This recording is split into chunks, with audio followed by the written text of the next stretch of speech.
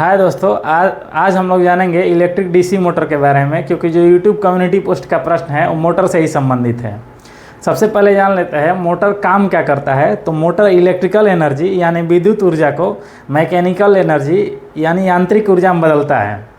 अब मोटर किस सिद्धांत पे काम करता है? तो किसी धारावाही चालक को किसी चुंबकीय क्षेत्र में रखा जाता है तो उस पर एक बल कार्य करने लगता है, जिस बल की दिशा फ्लेमिंग के बाएं हाथ के नियम से या दाएं हाथ के हथेली के नियम से ज्ञात किया जाता है। अब हम लोग मोटर के संरचना के बारे में जान लेते हैं। मोटर में चुंबक लगे होते हैं जिनका कार्य चुंबकीय क्षेत्र उत्पन्न करना होता है, तथा एक तांबे के तार के कॉइल होती है जिसे आर्मेचर कॉइल कहा जाता है, जो विद्युत धारा प्रवाहित होने पर चुंबकीय क्षेत्र में घूमती है। आर्मेचर कॉइल का दोनों सिरा स्प्लिट रिंग या कम्यूटेटर से जुड़ा होता है, जिसका कार्य आर्मेचर कॉइल जैसे ही अपना आधा चक्कर पूरा करता है तो धारा के प्रवाह की दिशा को बदल देना होता है। जैसे ही बैटरी या बाहरी विद्युत स्रोत से विद्युत धारा प्रवाहित की जाती है तो आर्मेचर कॉइल के एक सिरे पर ऊपर की ओर तथा दूसरे सिरे पर नीचे की ओर बराबर एवं विपरीत बल कार्य करने लगता है, जिसे बल युग्म का निर्माण होता है तथा आर्मेचर कॉइल चुंबकीय क्षेत्र में घूमने लगती है। इस वीडियो में देख सकते हैं कि जैसे ही आर्मेचर कॉइल अपना आधा चक्कर या 180 डिग्री घूमती है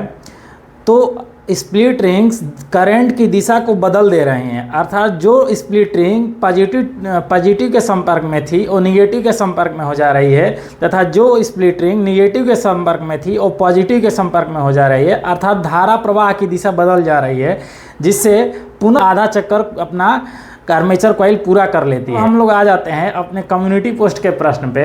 प्रश्न था कि विद्युत मोटर का कौन सा भाग उसमें प्रवाहित धारा के प्रवाह की दिशा को पलट देता है, जिसका सही आंसर होगा विभक्त वलय या इसी को स्प्लिट रिंग कहा जाता है, और इसका एक और नाम है जिसे कम्यूटेटर भी कहा जाता है। रेलवे एग्जाम्स की तैयारी करने वाले अभ्यर्थी साइंस के प्रश्नों के लिए मेरे चैनल जुड़ सकते हैं। धन्यवाद।